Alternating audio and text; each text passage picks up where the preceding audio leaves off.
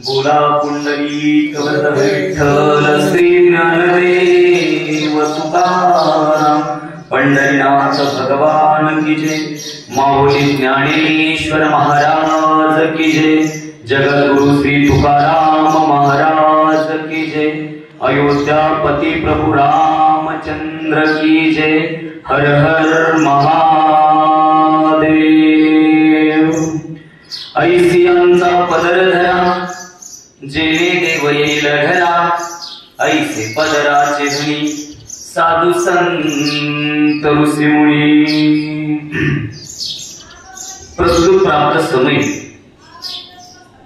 आज या विठ्ठल रुक्मिणी मंदिराच्या प्रांगणामध्ये होत असणाऱ्या अखंड हरिनाम सप्ताह सोहळ्याच्या निमित्तानं आजच्या या दुसऱ्या दिवसाची प्रवचनाची सेवा माझ्याकडे आली। मला वाटतं अनेक वर्षापासून या ठिकाणी अखंडित ती सेवा साधू संतांच्या कृपेने या मंदिराच्या प्रांगणामध्ये होते। खरं पाहायला गेलं तर तुकोबारायांची पांडुरंग परमात्मे विषय असणारी एकविधता आणि एकनिष्ठ भक्ती जर तुम्हाला आणि मला पाहायची असेल तर तुकोबारायांच्या गाथेमध्ये एकविधता नावाचं एक प्रकरण। तुकोबाराया देवाला सांगतात, देवा मला माहित आहे तुझी अनन्य रूप आहेत, पण यदा कदाचित जर तुला मला भेटायचं असेल तर तू फक्त आणि फक्त पांडुरंगाच्या रूपामध्ये मला भेटू शकतो। एवढे तुकोबाराया पांडुरंग परमात्म्याविषयी एकनिष्ठ आणि एकविधता त्यांची भक्ती आम्हाला पाहायला मिळते। परंतु खऱ्या अर्थानं पांडुरंग परमात्म्याविषयी एकनिष्ठ असणारे तुकोबाराया जेवढे देवाविषयी एकनिष्ठ आहेत तेवढेच तुकोबाराया संतांविषयी सुद्धा एकनिष्ठ आहेत। तुकोबाराया अभंगाच्या त्या गाथेमध्ये लिहिता लिहिता फक्त देवाविषयी लिहित नाही तर तुकोबाराया लिहिता लिहिता संतांविषयी सुद्धा लिहितात। तुकोबारायांचं एक प्रमाण मला या ठिकाणी आठवतं। श्री तुकोबाराया सांगतात की पुण्यवंत व्हावे घेता सज्जनाची नावे, नेघे माझी वाचा तुटी महालाभ फुकासाठी। एका सज्जनानं जगद्गुरु तुकोबारायांना प्रश्न केला, म्हणे का हो तुकोबाराय, आजपर्यंत पांडुरंग परमात्म्याविषयी असणारी तुमची एकविधता एकनिष्ठ भक्ती आम्ही पाहिली, पण आजच्या अभंगाचा जर सारांश घेतला तर तुम्ही देवाला बाजूला करून तुम्ही संतांचे बुडवे का गाता? तुकोबाराया सांगतात, भल्या माणसा, अरे कोण म्हणतं देव आणि संत वेगळे आहेत? तू माझ्या दृष्टिकोनातून विचार केला तर तुला देव आणि संत एक वाटतील, पण तू तुझ्या दृष्टिकोनातून पाहायला गेलं तर तुला संत आणि देव वेगळे वाटतील। आणि म्हणून तुकोबाराया प्रमाण देतात की देवते संत निमित्त त्या प्रतिमा। देव म्हणजे संत आणि संत म्हणजे देव, दोघांमध्ये भेद कुठल्याच गोष्टीचा नाही। खरं पाहायला गेलो तर देवामध्ये आणि संतांमध्ये भेद नाही, तर देवामध्ये आणि संतांमध्ये अभेद आहे। कशाचा अभेद आहे तर देवामध्ये आणि संतांमध्ये तीन गोष्टीचा अभेद आहे। देवाचं स्वरूप आणि संतांचं स्वरूप सारखं आहे, देवाचा स्वभाव आणि संतांचा स्वभाव सारखा आहे, आणि देवाचं सामर्थ्य आणि संतांचं सामर्थ्य सारखं आहे। देव स्वइच्छेने येतात आणि स्वइच्छेने निघून जातात, संत ही स्वइच्छेने येतात आणि स्वइच्छेने निघून जातात। खऱ्या अर्थानं पाहायला गेलं तर देवाच्या स्वरूपामध्ये आणि संतांच्या स्वरूपामध्ये कसलाच बदल नाही। आम्ही वैकुंठवासी आलो याच कारणासी, संत सांगतात आम्ही जसं वैकुंठवासी आहोत तसं देव सुद्धा अवताराला येतात। आपलं चांगलं कर्म आपलं चांगलं कार्य केल्यावरती देव स्वइच्छेने निघून जातात। म्हणजे देवाच्या स्वरूपामध्ये आणि संतांच्या स्वरूपामध्ये बदल नाही, देवाचं स्वरूप आणि संतांचं स्वरूप सारखं आहे। देवाचा स्वभाव आणि संतांचा स्वभाव सुद्धा सारखंच आहे, त्याला दोन्ही वृत्तीचा अभेद संत या ठिकाणी लिहितात। लक्ष द्या माझ्याकडे। ज्याप्रमाणे एखादा नांदायला गेलेली नववधू ज्या दिवशी माहेराला येते आणि माहेराला आल्यावरती अनेक मैत्रिणी त्या नववधूला विचारतात, कसं आहे तुझं माहेर? आणि त्यावेळेस ती नववधू प्रश्नाचं उत्तर देते की माझं माहेर म्हणजे जणू गोकुळच आहे। बरोबर, मग कोण असतो तुझ्या माहेरामध्ये? कसे तुझे सासू, कसा आहे तुझा सासरा? त्यावेळेस ती नववधू उत्तर देते, माझा सासरा म्हणजे भगवान शिवाचा अवतार आहे आणि माझी सासू म्हणजे पार्वती सारखी आहे. ठीक आहे, अजून कोण असतं? म्हणे माझ्या सासरामध्ये माझा दीर आहे. बरं बरं बरं, अजून कोण असतं? तुझ्या सासरामध्ये नणंद. ज्यावेळेस नंदेचा शब्द ते ऐकते त्यावेळेस तिच्या कपाळावरती आठा पडतात. मग प्रश्न केला जातो, कसे म्हणजे तुझी नणंद? आणि त्यावेळेस ती सांगते की माझी नणंद म्हणजे जणू लवंगी मिरची. आता ऐका, लवंगी मिरची दिसायला छोटे आहे, नणंद दिसायला छोटी नाही. लवंगी मिरची आकारानं लहान, नणंद आकारानं लहान नाही. लवंगी मिरची हिरवी असते, नणंद हिरवी नसते. परंतु जशी लवंगी मिरची तिखट असते तसं नंदेचा स्वभाव तिखट आहे. त्याला गवळी वृत्तीचा अभेद म्हणतात. म्हणजे संताचा स्वभाव आणि देवाचा स्वभाव सारखा आहे. संत लिहितात एवढंच नाही तर संताचं सामर्थ्य आणि देवाचं सामर्थ्य सुद्धा सारखंच आहे.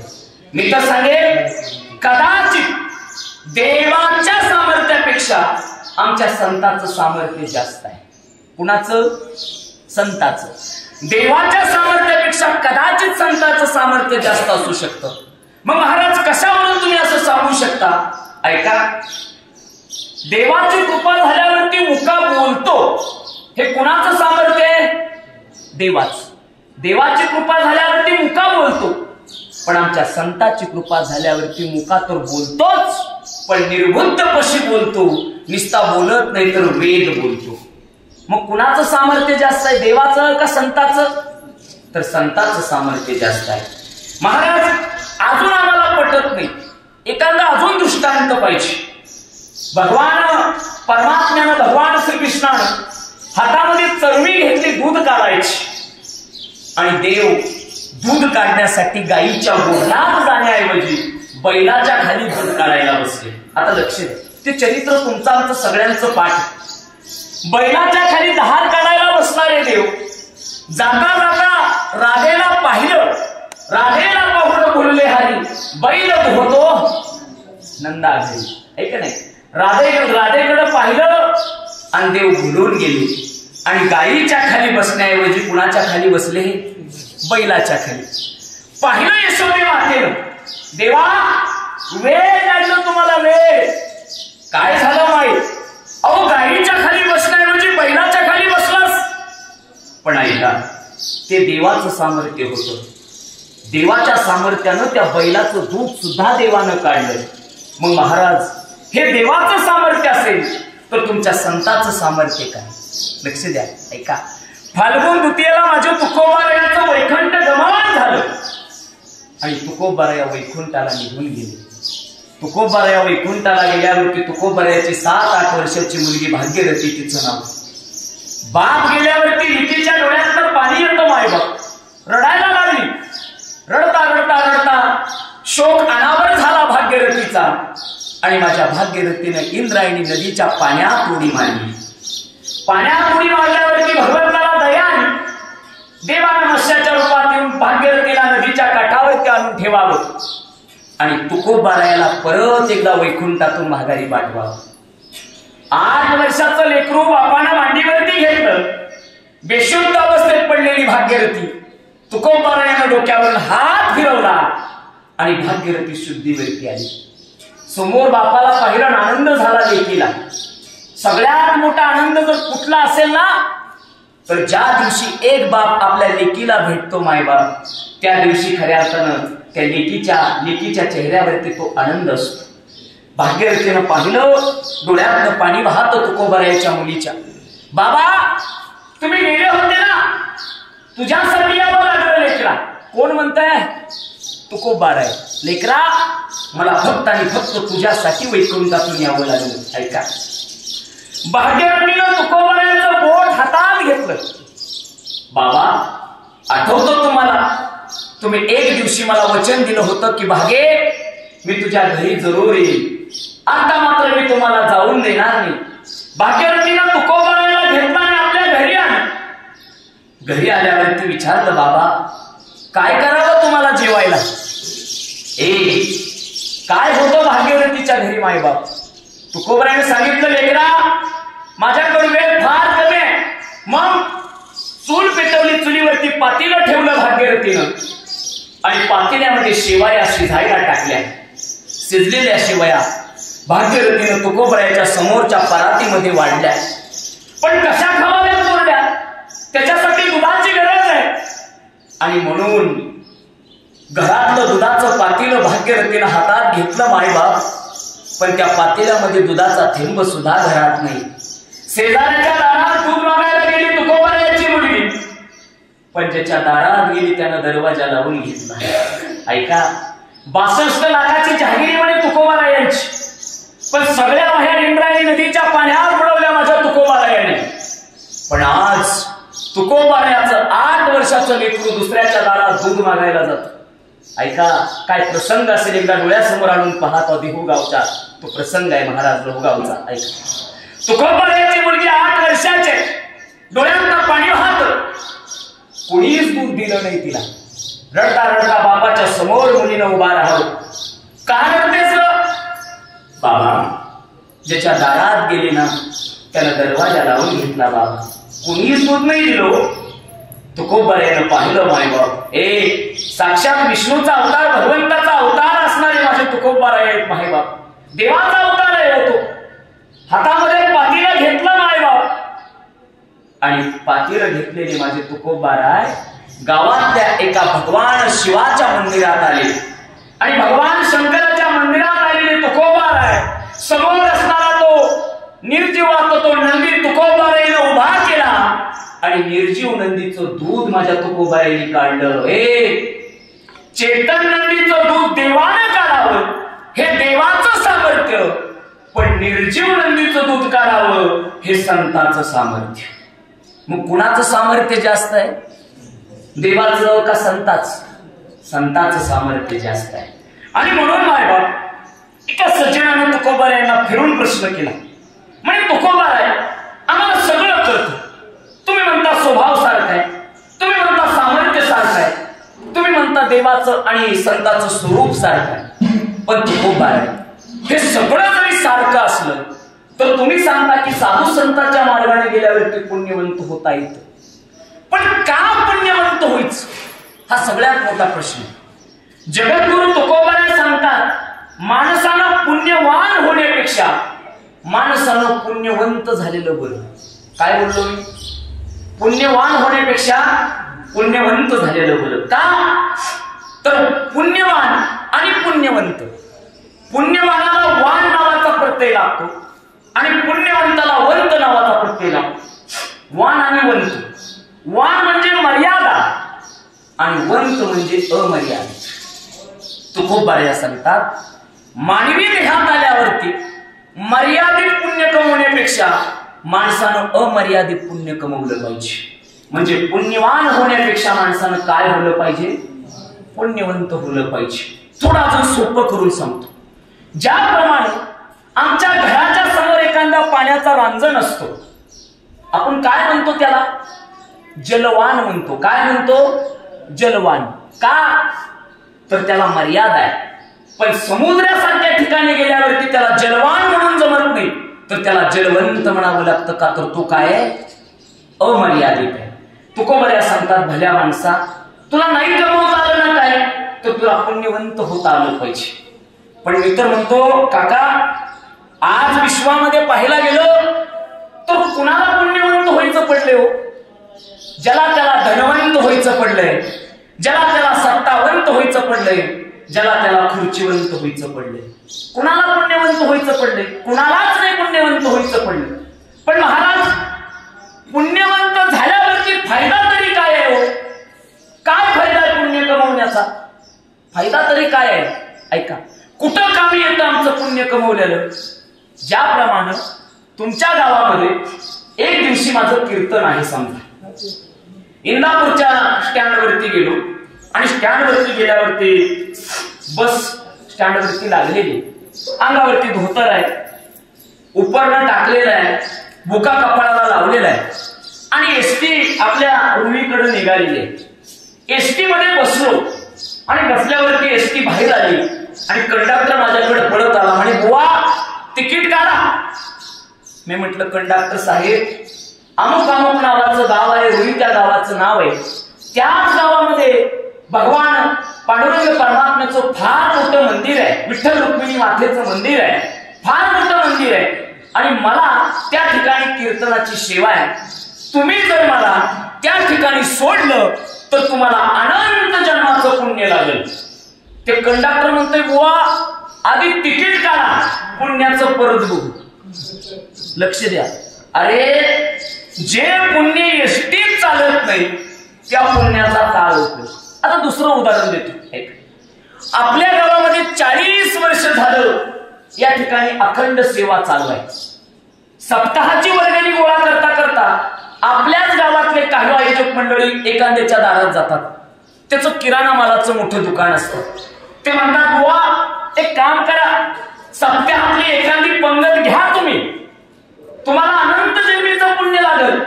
ते म्हणतं, महाराज 500 रुपयाची पावती एक्स्ट्रा करा, पण पंगत देऊ नका. लक्ष द्या. जे पुण्य एसटीत चालत नाही, जे पुण्य दुकानात चालत नाही, जे पुण्य प्रपंचात चालत नसेल, मग त्या पुण्याचा उपयोग तरी काय? लक्ष द्या. आता पुण्य कुठं चालतं सांगून जातो. ऐका. ज्या ठिकाणी आमचं धन चालायचं बंद होतं तिथून आमचं पुण्य चालू होतं. एखादा आमचा पेशंट आयसीयू मध्ये ऍडमिट असतो दवाखान्यामध्ये आणि त्याचं ऑपरेशन चालू असतं. असंख्य त्याची लोक त्या ऑपरेशन थिएटरच्या बाहेर जमलेली असतात आणि डॉक्टर ऑपरेशन करून बाहेर येतात. बाहेर आल्यावरती ती लोक सगळी पळत जातात, डॉक्टरचं पाय धरतात. डॉक्टर साहेब 1 लाख नाही पण 10 लाख घ्या, पण आमचा पेशंट तेवढा वाचवा. डॉक्टर म्हणतं, दादा हो, मी माझ्या पद्धतीनं सगळं प्रयत्न केले, पण आता हे मात्र सगळं त्याच्या पुण्यावरती आहे. ऐका, जिथं धन थांबतं तिथून पुण्य चालू होत. तुम्हाला जर कोणी प्रश्न विचारला ना, महाराज का पुण्य कमवायचं, धन का कमवायचं नाही, तर पुण्यामध्ये आणि धनामध्ये काय मर्यादा आहेत महाराज? धनाला 3 गोष्टीच्या मर्यादा आहेत. किती? 3 गोष्टीच्या. कशाला? धनाला 3 गोष्टीच्या मर्यादा आहेत. ह्या जन्मात कमवलेलं ह्याच जन्मात, काय बोललो मी, ह्या जन्मात कमवलेलं ह्याच जन्मात वापरायचं, पहिली मर्यादा. ह्या काळातलं ह्याच काळात, दुसरी मर्यादा. आणि धनाला 3री मर्यादा म्हणजे कशाची, तर सीमेची मर्यादा. कशाची? सीमेची मर्यादा. आता थोडं सोपं करून सांगतो. ऐका. पाठीमागच्या काही वर्षापूर्वी एक बातमी तुमच्या आणि माझ्या कानावरती पडली. आजपासून 500च्या आणि 1000च्या नोटा चलनातून बाद. जशी बातमी कळली तशी डोक्यात माणसाची डोकी बाद झाली ना. म्हणजे धनाला कशाची मर्यादा? कशाची? काळाची मर्यादा. धनाला जन्माची मर्यादा. ह्या जन्मात कमवलेलं ह्या जन्मात. तसं नसतं तर आमच्या पंजोबाने आम्हाला काही ठेवलं का? ठेवलं असतं? काहीच ठेवलं नसतं. ह्या जन्मात कमवलेलं ह्या जन्मात वापरावं लागतं, त्याचं नाव धन आहे. ह्या काळातलं ह्याच काळात काळाची मर्यादा आणि धनाला सीमेची मर्यादा. भारत देशामध्ये चालणारा रुपया ऑस्ट्रेलिया सारख्या देशात चालत नाही. बरोबर आहे ना? तिथं डॉलर चालतात, तिथं रुपया चालतो. म्हणजे धनाला कशाची मर्यादा? सीमेची मर्यादा. महाराज धनाला मर्यादा आहे पण पुण्याला मर्यादा नाही. ना पुण्याला जन्माची मर्यादा, ना पुण्याला काळाची मर्यादा, ना पुण्याला देशाच्या सीमेची मर्यादा. इथं कमवलेलं इथंही चालतंय पुण्य आणि इथनं कमवलेलं तिकडेही चालतंय. त्याला मर्यादा नाही हो. ऐका, रस्त्यानं चालताना आम्ही पाहतो काही लोकांची परिस्थिती नसते. ती लोक टमटम मध्ये बसतात, इंदापूरला जातात, लटकलेले असतात बिचारे, सगळा घाम वाहत असतो, गर्दी असते, ती सगळी निघालेली असतात. पण एखाद्या श्रीमंत माणसाची गाडी येते आणि श्रीमंत माणसाच्या गाडीच्या पलीकडे एक कुत्रं बसलेलं असतं. आता लक्ष द्या, तुम्हाला कळेल मला काय म्हणायचं ते. कुत्रं एसीत निघाले आणि आम्ही लटकत निघालोय. कसं निघालोय? लटकत. आहे की नाही? टमटमला. कुत्रं एसीत चाललंय का? तर त्याचं पुण्य आहे आदल्या जन्मीच. आम्ही मात्र लटकत चाललोय, हे आम्हाला त्रास आहे. याचा अर्थ पुण्य कुठं कामाला येईल सांगता येत नाही. तुकोबा सांगतात की माणसानं पुण्यवंत झालं पाहिजे. पुण्यवंत होता व्हावे घेता सज्जनाची नावे, निघे माझी वाचा तुटी महालाभ फुकासाठी. आयुष्याचा महालाभ जर प्राप्त करायचा असेल तर मायबाप कुठंतरी जीवनामध्ये आम्ही पुण्य कमवलं पाहिजे. तुकोबऱ्या सांगतात की निघे माझी वाचा तुटी, माझ्या मुखातून सदैव देवाचं नाव आलं पाहिजे. तुकोबा सांगतात माझ्या मुखामध्ये देवाच्या नावाला कधीच तुटी नाही पडली पाहिजे. तुकोबा सांगतात. पण महाराज आमच्या मुखामध्ये देवाच्या नावाला तुटी नाही पडतेच, पण शिव्याला कधी तुटी पडत बघा तुम्ही एखाद्याला सवयच असते महाराज, ते 2 मिनिटाला 4 शिव्या देत असतं का नाही. बोलता लोक शिव्या देतात. ऐका, एक दिवशी निघालो होतो गाडीतून अकलूजला, इंदापूरला गाडी गच्च भरलेली होती महाराज, गच्च भरलेली गाडी. आणि रस्ता काढत शेवटच्या सीट वरती गेलो, बसलो तिथं. आता मात्र एक सीट मोकळं होतं माझ्या शेजारी. ड्रायव्हरनं गाडी चालू केली, कंडक्टरनं बेल मारली आणि गाडी इंदापूरच्या थोडी बाहेर आली. जशी गाडी बाहेर आली तशी एक आगडबंब असणारी पुतना मावशी, आगडबंब कळतं ना तुम्हाला, पहिली मोठी अशी जाडजोड पुतना मावशी, त्या गाडीला आडवीच आली. आडवी असे आली की बिचारी शिव्या देतच गाडी थांबवली.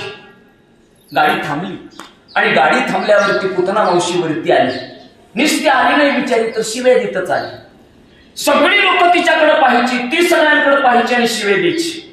रस्ता काढत आली, सगळी तिच्याकडे पाहतात, ती लोकांकडे पाहते, शिव्या मात्र बंद नाहीत. निघे माझी वाचा तुटी.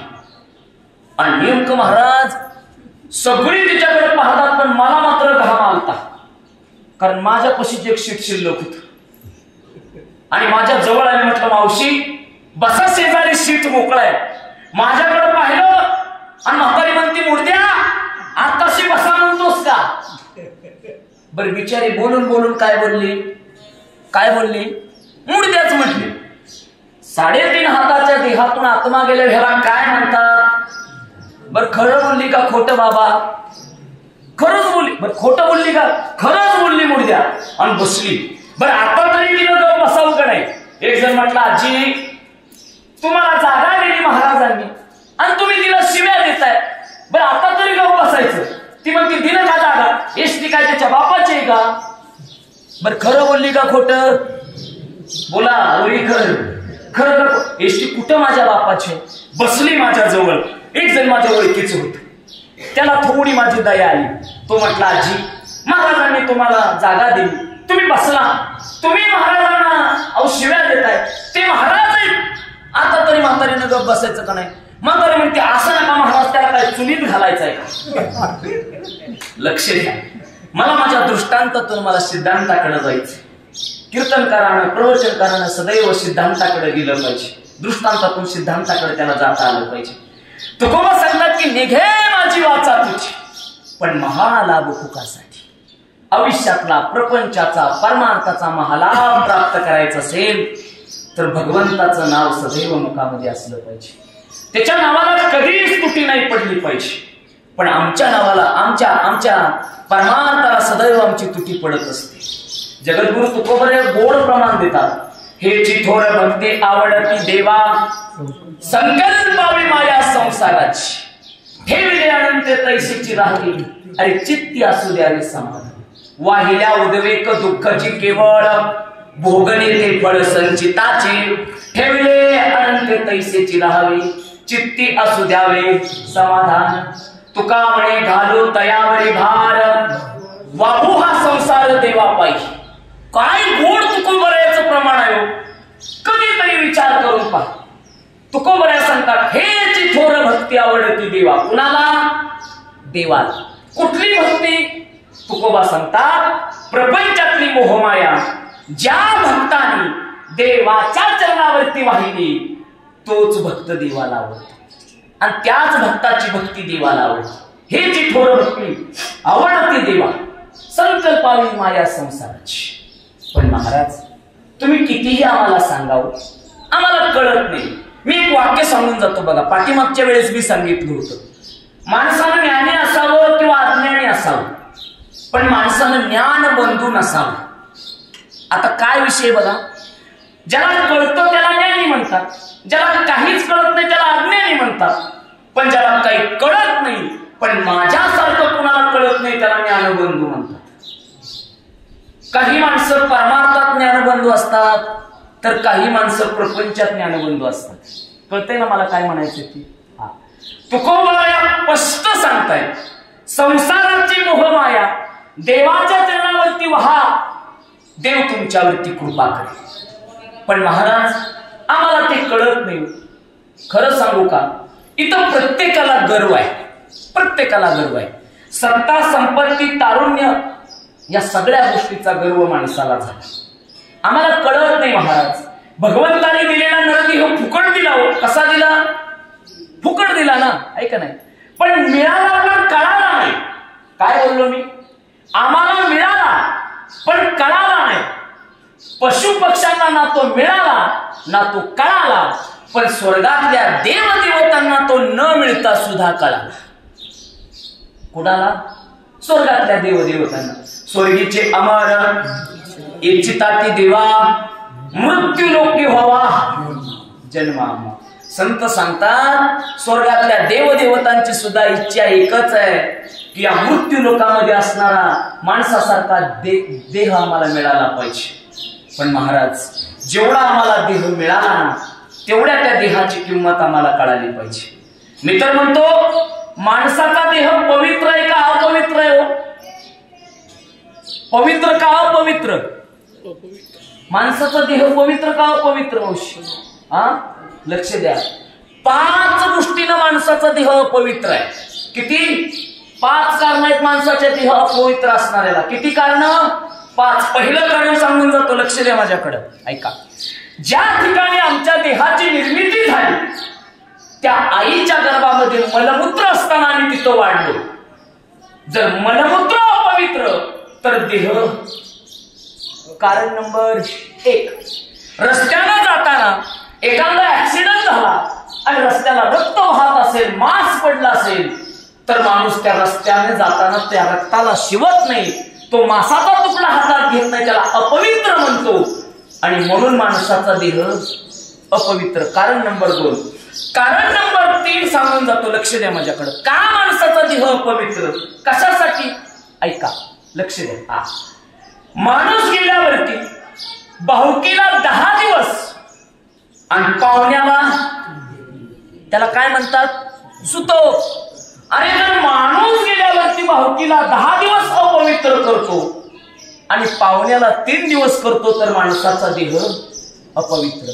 कारण नंबर 4, माणूस गेल्यावरती 3ऱ्या दिवशी त्याची सावडली जाते राख आणि त्या अस्थी गोळा केल्या जातात, मडक्यात भरल्या जातात, पांढऱ्या कपड्यात गुंडाळल्या जातात आणि त्याच अस्थी घरी आणून घरात अडकवल्या जातात. चुकतंय का काय? कुठं कुठं वाट्यावर पण नाही, कुठंतरी एखादं झाड बघून अडकवले जातात. ऐका, ज्या घरात माझ्या नावच्या अस्थी चालत नाहीत महाराज, याचा अर्थ माणसाची हड अपवित्र म्हणून माणसाचा देह अपवित्र. आणि कारण नंबर 5, अशा अपवित्र देहावरती पावित्र्याचं संस्कार साधू संतांच्या कृपेनं सदैव केले जातात. म्हणून माणसाचा देह. कळली 5 कारण का माणसाचा देह अपवित्र आहे. पण सांगू महाराज, किती आमचा देह अपवित्र असू द्या, परंतु ज्या दिवशी पवित्र असणारे संत आमच्या जीवनात येतात ना त्या दिवशी या अपवित्र जीवाला पवित्र बनवतात. पण संतांची कृपा होणं फार गरजेचं आहे बरं, प्रपंचामध्ये आणि परमार्थामध्ये. आता तिकडे जाऊया आपण, लक्ष द्या माझ्याकडे. ज्याप्रमाणे लग्न झालेल्या एखाद्या स्त्रीला सासर आणि माहेर असतं. कुणाला? स्त्रीला. लग्न झालेल्या स्त्रीला तिला सासर पण असतं, तिला माहेर पण असतं, लग्न झालेल्या स्त्रीला. त्याचप्रमाणे तुमच्या आणि माझ्या आत्म्याला सुद्धा एक सासर आणि एक माहेर आहे. कशाला? आत्म्याला. आता कुठलं सासर आणि कुठलं माहेर? ऐका, आमच्या आत्म्याचं सासर म्हणजे आमचा प्रपंच आणि आमच्या आत्म्याचं माहेर म्हणजे आमचा परमार्थ. आमच्या आत्म्याच्या सासरामधलं दुःख, सासरमधलं दुःख म्हणजे आमचा सासरा. संसारातलं दुःख म्हणजे सासराच आहे तो महाराज.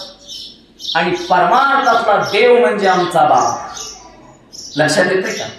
तुकोबऱ्या गोड प्रमाण देतात महाराज. तुकोबऱ्या सुद्धा सांगतात भगवंताच्या चरणावरती गेल्याशिवाय हे आम्हाला कळत नाही महाराज. शेवट तो भला माझा भव गोड झाला, आलो निजाच्या बाहेरा अन भेटी रुक्माईच्या वर. आता द्या प्रश्नाचं उत्तर. कुठे आहे आपलं निजघर? निजघर कुठं आहे? जिथं माहेर आहे ते निजघर. महाराज हा आत्मा आला कुठून, याला करायचंय काय आणि सगळं संपल्या वेळेला जायचंय कुठं हे ज्याला कळलं त्याचं नाव संत. अजून पुढचं वाक्य सांगतो. ज्यानं 6 विकारावरती मात केली त्याचं नाव संत. काय म्हणतो मी? षड्विकारावरती ज्यांनी मात केली त्याचं नाव संत. आणि अशा संताला आम्हाला, अशा संताच्या संगतीत आम्हाला जाता आलं पाहिजे. नामदेव महाराज गोड प्रमाण देतात. संत संगतीचे काय सांगू सुख, आपणा पारके नाही तेथे. आणि मग कुणाला थोर जाणा? साधू थोर जाणा, साधू थोर जाणा, साधू थोर जाणा कधी. नामदेव महाराजांना सांगितलं नाही पैसा थोर जाणा, नामदेव महाराजांनी सांगितलं नाही बंगला थोर जाणा, नामदेव महाराजांनी सांगितलं नाही सत्ता थोर जाणा, नामदेव महाराजांनी सांगितलं नाही की प्रपंचाला थोर म्हणा. महाराज म्हणतात तुम्हाला म्हणायचं असेल तर साधूला आणि संताला थोर म्हणा. कलियुगामध्ये तुम्हाला संगत करायची असेल तर संताची संगत करा. पण महाराज आम्ही संताची संगत सोडली, पण आम्ही मात्र प्रपंचाची संगत धरली. कुणाची? प्रपंचाची. प्रपंच नसताना आम्हाला वाटतं प्रपंच असला पाहिजे. लक्ष द्या. नसताना काका काय वाटतं आम्हाला? असला पाहिजे. नसताना असला पाहिजे वाटतं. नदीच्या काठावरती एक जण बसलं होतं. नदीच्या तुंब वाहणारी नदी, तुंब वाहणारी. आणि हे नदीच्या काठावरती बसलो. बसल्यावरती त्याने एक गोदडी वाहत आलेली पाहिली काळ्या रंगाची. काय? गोदडी. गोदडी काळ्या रंगाची गोदडी. ह्यानं विचार केला म्हणजे आता जर गोदडी एकाच घ्यायला गेलो तर 7-8 हजार लागतात. गोदडी ते घोंगड तसलं घोंगड, काळ्या रंगाचं घोंगड असतं का घोंगड, हा. हे जर विकत घ्यायला गेलो ना तर आता 4-5 हजार लागतील चांगल्या प्रतीचं. पण आता मात्र ते माझ्याकडे आयतं येतंय, आयतं. ह्यानं महाराज इकडं तिकडं पाहिलं नाही आणि त्या घोंगड्यात उडी मारली नदीत. जशी उडी मारली तसं त्याला कळलं हे घोंगड नाही तर हे हसवाल आहे. हे ते हसवल त्याला खाली वाढायचं आणि हे गटकाळ्या खायचं. लोक म्हणायचे येड्या अरे सोडून त्याचे घोंगडा मरून जायचे. हे आतून त्यांना सांगायचं माझी खूप इच्छा आहे घोंगड सोडायची, पण आता घोंगडच मला सोडणार. लक्ष द्या. संसार नावाचं घोंगडा आहे. लांबून येताना चांगलं वाटतं, पण एकदा त्याच्यात पाय पडला की ते सोडता येत. हा. अनेक साधू संत महाराज तुकोबऱ्याचं प्रमाण देतात. आहे का नाही? दुःख बांधवडी आहे हा सुखाचा विचार. नुसतं म्हणायला झालं मावशी, आहे का नाही? दुःख बांधवडी आहे हा संसार. बर कळतंय आम्हाला हे दुःख देतोय, पण सोडता येत नाही. खरं सांगू का, काही गोष्टी आम्हाला प्रयत्नानं मिळतात तर काही गोष्टी आम्हाला प्रारब्ध देतात. आता वाक्य सांगतो ऐका. परमार्थ आम्हाला प्रयत्नानं मिळतो आणि प्रपंच आम्हाला प्रारब्धाने मिळतो. आता फार सोपं करून सांगतो. एखादा महाराज कीर्तनाला येतात. का येतात? तर परमार्थाचा त्यांचा प्रयत्न असतो. काही महाराज लोक अतिशय सुंदर मृदुंग वाजवतात. का? तर त्यांचा प्रयत्न असतो. प्रयत्नानं परमार्थ साधता येत, पण तुमचा आणि माझा संसार मात्र प्रारब्ध देत. याच्या पलीकडचं वाक्य बोलतो. प्रारब्धाने दिलेली गोष्ट कितीही दुःख देणारी असू द्या ती सोडता येत नाही. संसार कितीही दुःख देणारा असू द्या तुम्हाला किंवा मला कुणाला सोडता येत नाही. एखाद्या मायमाऊलीचा नवरा कितीही दारू पिऊ द्या, पण जसाही तसा स्वीकार करावा लागतो. का? तर तो प्रारब्धानं दिला. एखाद्या मायमाऊलीची सासू कितीही खट्याळ असू द्या. आता सगळ्या सासूलाच वाटतात मला इथं. हा. सासू कितीही खट्याळ असू द्या, सासू वेगळी टाकता येईल, पण सासू सोडता येत नाही. आमच्या गावात मावशी एक जणानं बायकोला 5,000ची साडी घेतली. किती बायको म्हणली अहो एवढी महाग कशाला आणायची. आत्याबाईनं जर पाहिली तर मला घराच्या बाहेर काढेल आत्या. नवरा म्हटला, हो येड्यागत करू नकोस, कशाला सांगायचं आईला 5,000 याचे, सांगून टाकायचं 300 रुपयाचे म्हणून, तिला काय कळतं. आणि नेमकं म्हातारीनं बघितलं, म्हातारी पळतच आली, साडी बघितली, म्हातारी मोठीने म्हणली, आई नाही आठवायची तुला कधी, बायकोला घेऊन आलास. त्यानं सांगितलं, माय कशाला एवढा कालवा करतेस, 3 वर्षातून आणली 300 रुपयाची. म्हातारीनं हातात साडी घेतली, पण अनुभव मात्र मोठा बरं म्हातारीनं. आणि तिनं पाहिलं सूत चांगला आहे. म्हातारी म्हणती 300चीच आहे पण इतकी भारी. 300 रुपये काढलं म्हातारीनं आणि सुनेच्या हातात दिलं, तुला दुसरी घी एवढी मला राहू दे. लक्ष द्या, ऐका, कुठंतरी आम्ही दुसऱ्याला फसवायला गेल्यावर आमची फसवणूक होते महाराज. प्रपंचामध्ये एवढी होती तर परमार्थात किती होईल. ऐका, किती होईल. खऱ्या अर्थानं पाहायला गेलं तर भगवंत सगळीकडे पाहतो. मायबाप माऊली गोड सांगतात, तरी ना पाहता सर्व देखले, तरी ना करता सर्व केले, तरी ना भोगिता सर्व भोगेले भोग्या जाते. ज्ञानोबा सांगतात, अरे आपल्याला वाटतो तो पाहत नाही, पण त्याच्याशिवाय दुसरं कोणी पाहतच नाही. आपल्याला वाटतो तो काहीच करत नाही, पण त्याच्याशिवाय करणारा कोणीच्या जगाच्या पाठीवरती नाही. महाराज सगळी सत्ता त्या भगवंताची आहे. तुमच्या आणि माझ्या हातात काय देवा आम्हाला कळत नाही. प्रपंचाचं दुःख शब्दात मांडता येत नाही. महाराज काय येतं मांडता नाही मांडते. सकाळी झोपेतून उठल्यापासून ते संध्याकाळी झोपेपर्यंत नवे तर झोपलं तरी सुद्धा माणसं संसार करतात. आजकाल झोपल्यावरती सुद्धा संसार आहे लोकांचा. महाराज झोपल्यावरती सुद्धा लोक झोपली तरी शांत झोपत नाही. तो तरी सुद्धा त्यांच्या डोक्यात असतं, आता लाईट येईल, आता दार मोडायचं. किती दिवस संसार महाराज करणार. तुकोबा सांगतात, भल्या माणसा अरे ठेविले अनंत तैसेचे घावे आणि चित्ती असू द्यावे समाधान. कधीतरी देवानं ठेवले तसं राहता आलं पाहिजे. महाराज आम्ही कितीही काय करा, भोगणे ते फळ संचिताचे. तुकोबा सांगतात, काही करा परमार्थ प्रपंचामध्ये, पण एक दिवशी तुम्हाला ते फळ भोगावं लागणार आहे. संचिताचं फळ ते कुणाला चुकलं नाही. जिथं साधू संताला चुकत नाही, जिथं देवाला चुकत नाही, तिथं सामान्य जीवाला काय चुकणार. आणि म्हणून प्रपंच साधता साधता परमार्थ साधता आला पाहिजे. महाराज ज्याला परमार्थ साधता आला त्याचं नाव मोठं होतं बरं का. जगद्गुरु तुकोबरायांना परमार्थ साधता आला, आमच्या नाथ बाबाला परमार्थ साधता आला. महाराज कधीतरी देवाचं होता आलं पाहिजे, कधीतरी देवाचं होता आलं पाहिजे. आम्ही देवाकडे 99 पावलं गेलो ना, एक पाऊल गेलो की देव आमच्याकडे 99 पावलं येतो. महाराज हे खरं आहे. मी अनेक ठिकाणी गेल्यावरती सांगतो काका की देवाच्या दारात गेल्यावरती तुम्ही देवाला काही मागूच नका. का मागायचं नाही हो, कारण देव मागल ते कधी देत नाही, पण देव लागल ते दिल्याशिवाय राहत. माझं वाक्य एवढं घरी घेऊन जा. देव मागल ते तुम्हाला कधीच काही देणार नाही. मावशी मी असंच एक ठिकाणी प्रवचनात बोललो, देव मागल ते कधी देत नाही. एक म्हातारी म्हणली, लागल ते देताय ना, मग देवाकडे इमानच मागती म्हणे. काय मागते बरं, मागचाल तुम्ही देवाकडे विमान. महाराज जर दिलं देवानं तर लावणार कुठं. बरं लावायला जागा केली तर त्यात भरणार काय. देवाकडे काय मागावं आम्हाला कळालं पाहिजे. महाराज कुणाकडे काय मागायचं कळालं पाहिजे. हे ज्याच्याकडे मागतोय त्याच्याकडे ते आहे का.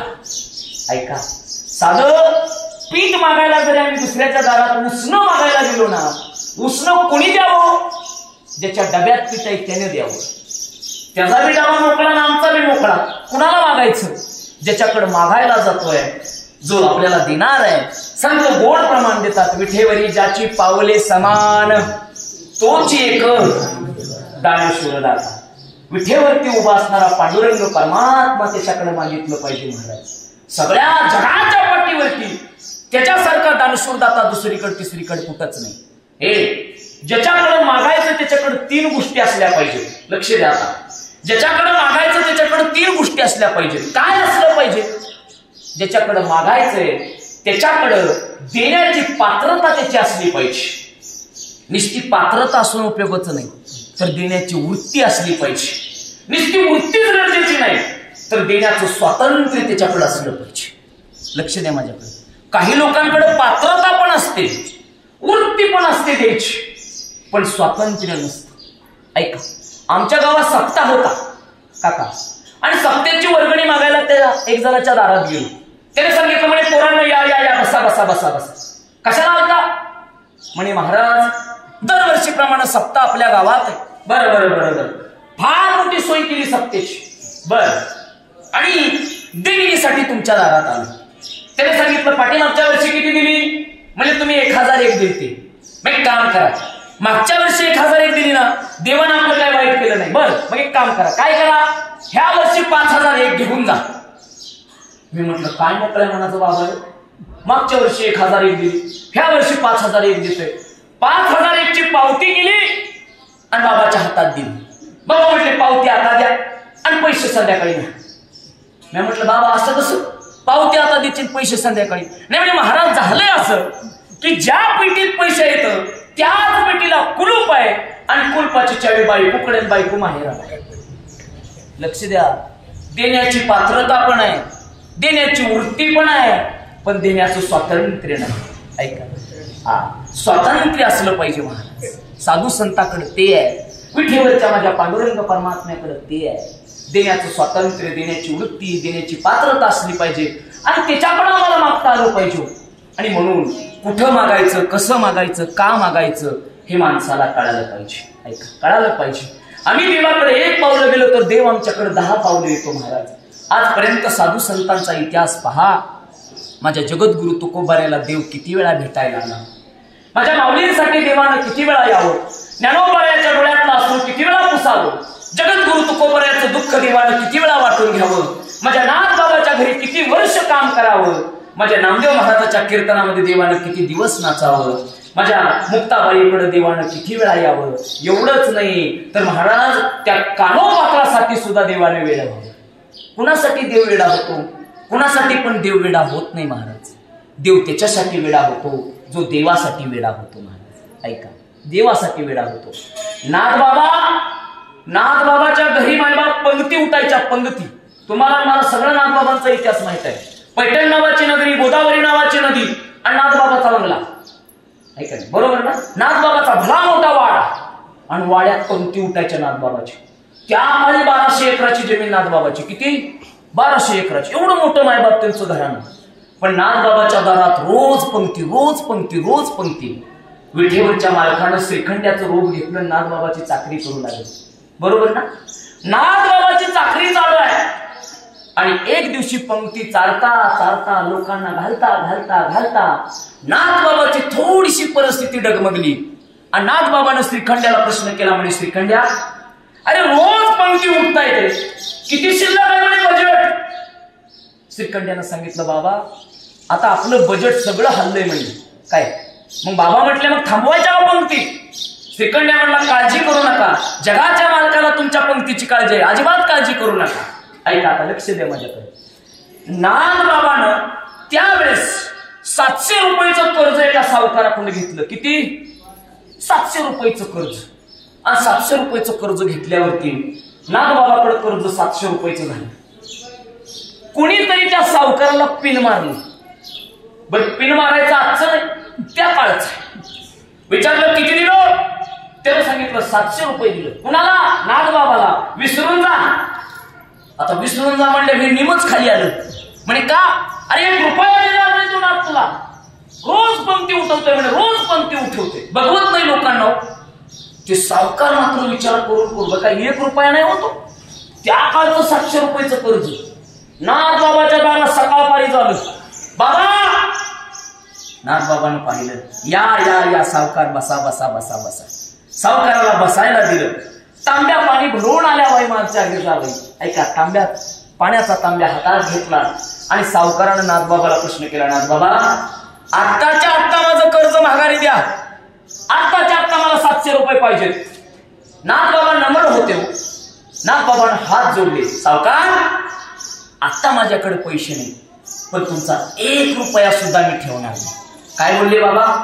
आता पैसे नाहीत, पण तुमचा 1 रुपया हा नाथ कधी कुणाचा बुडवणार अजिबात नाही, मला आत्ताच्या आत्ता पैसे पाहिजेत म्हणे. आता त्या सावकाराला माहित होत नाथबाबाची फार मोठी भक्ती विठ्ठलावरती होती, पांडुरंग परमात्म्या होती. काय करायचं लोकांना चांगलं माहित असतं.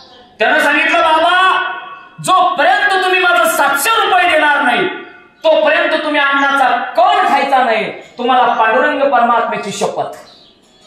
शपथ घातली नाथबाबाला. डोळ्यातनं थोडं पाणी वाहिलं बरं नाथबाबाच्या. ऐक, बाबांना हात जोडले. सावकार, तुम्ही पांडुरंगाची शपथ घातली ना, अन्नाचा कण नाही पण पाण्याचा थेंब सुद्धा हा नाथ पिणार नाही. तुम्ही माझ्या देवाची शपथ मला घातली. एक दिवस गेला, दुसरा दिवस गेला, तिसरा दिवस गेला बाबा. चौथा दिवस उजळला. नाथबाबाची प्रकृती थोडी खलवलेली आहे माझ्या.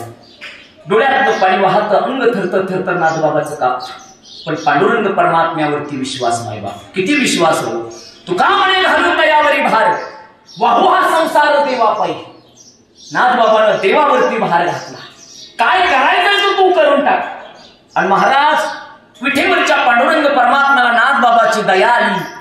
रात्रीच्या 12 वाजता देवानं नाथबाबाच्या एका घरगड्याचं रूप घेतलं. सावकाराचं रूप नाही तर नाथ कशाचं रूप घेतलं? घरगड्याचं रूप घेतलं. मायबाप पंचा टाकला अंगावरती आणि रात्रीच्या 12 वाजता सावकाराचा दरवाजा वाजवला. खटखट खटखट खटखट. सावकाराची बायको म्हणली, 12ला कोण आपल्या घरी आले? दरवाजा उघडला आणि प्रश्न केला. म्हणे, सावकार नमस्कार, नाथबाबाने लावले. किती पैसे आहे तुमचं त्यांच्याकडं? काढा वही. सावकार म्हणलं, येड लागलं काय नाथबाबाला? अरे रातच्या 12 वाजता तुमचे पैसे माघारी घेतात वही? अजिबात नाही म्हणे, वही काढा. वही काढली महाराज. 700 रुपयाचं कर्ज होतं. 700 रुपयाचं कर्ज देवानं भरलं आणि प्रश्न केला, सावकार नुसतं कर्ज माघारी घेऊ नका, तर कर्ज फेडलेल्याची पावती द्या. काय मागितली?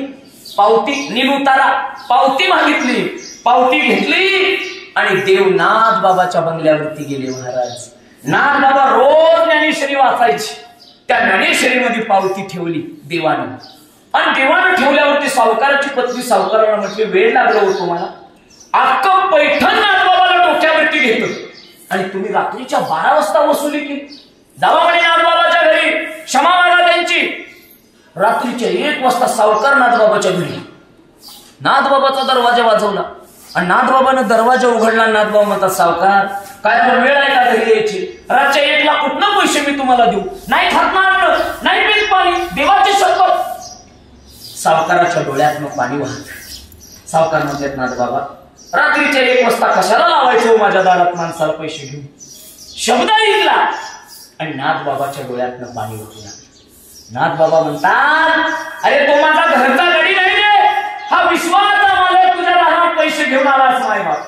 एकोबाचे ऋण फेडे कोण? ऋषिकेशी.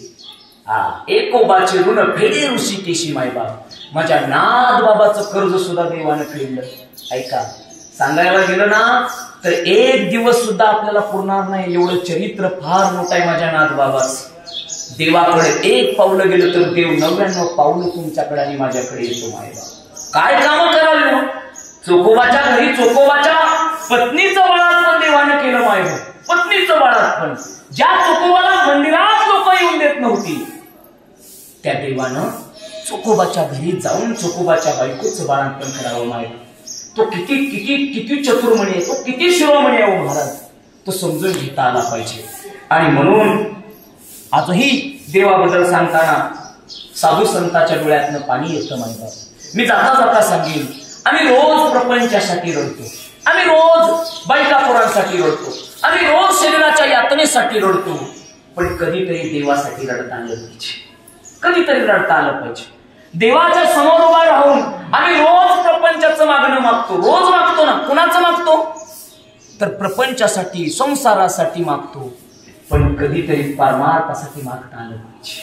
कधीतरी विचार करा, आपल्या मनाला प्रश्न विचारा, मी देवाच्या दारात उभा राहून परमार्थासाठी कधी काहीतरी मागितलं? अजिबात नाही. कोणीच मागत नाही महाराज. संत मागत होते. संत स्वतःसाठी कधीच मागितलं नाही. जगाच्या कल्याणा संताच्या विभूती देहगस्ती परोपकार. परोपकार करण्यासाठी संत जगाच्या पाठीवरती येत असतात. मायबाप, ऐका, पावसाळ्याचे दिवस होते आणि एका वड्याला पाणी आलं आणि पाणी आल्यावरती त्याच वड्यामध्ये एका लाकडावरती विंचू बसलेला आहे. विंचू बसलेला पाहिला मायबाप नाथबाबांनी. विंचू बाहेर काढायला गेले, पण विंचवानं डंक मारला, हातातून रक्त पडलं, विंचू खाली पडला. पण बाबाने आपले प्रयत्न सोडले नाहीत. परत उचलला, परत डंक मारला, परत उचलला, परत डंक मारला. एक जणांना पाहिलं, सांगितलं, बाबा अहो तो विंचोय, किती वेळा उचलचाल, तो चावणारच आहे. बाबा सांगतात, चावणं डंक मारणं हा त्याचा स्वभाव आहे, पण त्याला वाचवणं हा संताचा स्वभाव आहे. जनतेनं आपला स्वभाव पाळला पाहिजे. सतत मागणं हा जीवाचा स्वभाव आहे. कधीच मागत नाही हा संताचा बाणा आहे. पण एखादा मागत नसेल पण त्याला आग्रह करणं हा देवाचा स्वभाव आहे. आता तिथपर्यंत मला जायचं नाही, माझी वेळ संपलेली आहे. कोणी काय मागावं कळालं पाहिजे. आमचा स्वभाव कसा आहे, आम्ही सतत मागत असतो. मागतो ना आपण, सतत मागतो का नाही. मागणं सामान्य जीवाचा स्वभाव आहे, कधीच न मागणं संताचा स्वभाव आहे. संत कधीच स्वतःसाठी मागत नाही. मागितलं तर समाजासाठी मागतात. हे चिदान देगा देवा तुझा विसरण व्हावा. कोण म्हणताय? तुकोबराया म्हणताय. तुकोबराया देवाकडे मागताना सुद्धा हेच मागतात, देवा तुला द्यायचं असेल ना तर जगाच्या पाठीवरती एवढंच मला दान दे की तुझा आणि माझा विसर कधीच पडू नये. हे तुकोबरायाचं मागणं आहे महाराज. मागता आलं पाहिजे, काय मागावं हे कळालं पाहिजे महाराज. आणि म्हणून आज या ठिकाणी अखंड हरिनाम सप्ताह सोहळ्याच्या निमित्तानं सुंदर अशी प्रवचनाची सेवा माझ्याकडं आमचे गुरुवर्य आधारस्तंभ आम्ही ज्यांना म्हणतो आमचे हरिभक्त पारायण हरिकाका महाराज यांनी या ठिकाणी दिली. मी काकांचा आभार मानतो.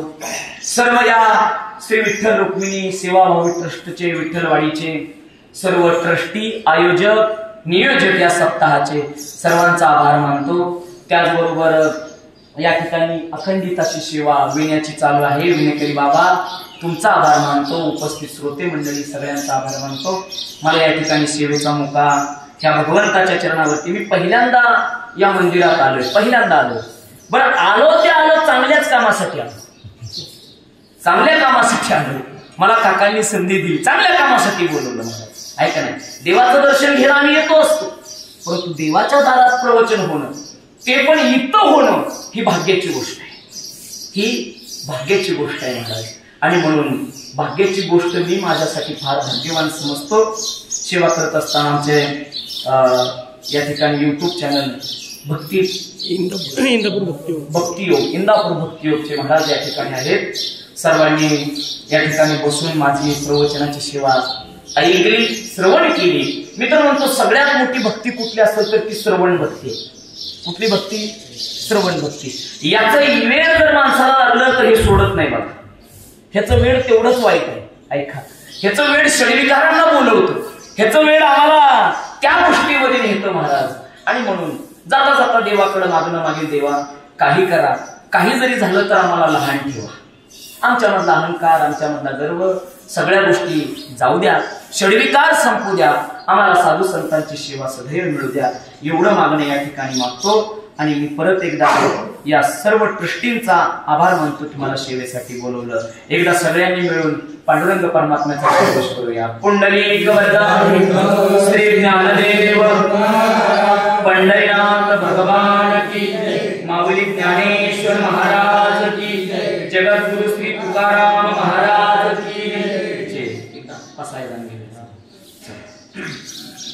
आता विश्वात्मके देवे येणे वाक्यज्ञ तोषावे, तोषोनी मत द्यावे असाय दानवे. जे फळांची व्यंकटी सांडो तया सत्कर्मिरती वाढो.